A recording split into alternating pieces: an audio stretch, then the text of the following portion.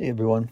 So I got this in the mail a couple weeks ago. I haven't gotten around to using it yet, but I want to review the T-Expert 64 ounce epoxy resin. I'm going to show you what comes in the box here. So this is exactly what comes in the box. All right, you've got your epoxy resin hardener. Okay. And you've got your epoxy resin.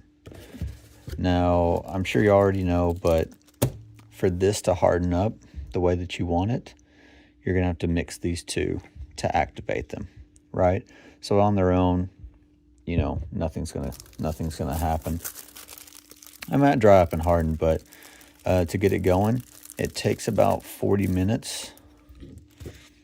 Well, you get 40 minutes of work time so that you can do what you need to do with whatever it is that you're going to be putting in resin.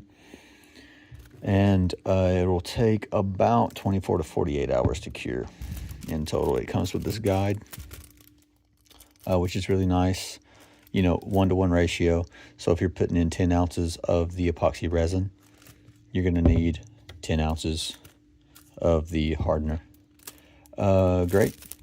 Well, I hope that helps. And thank you for watching.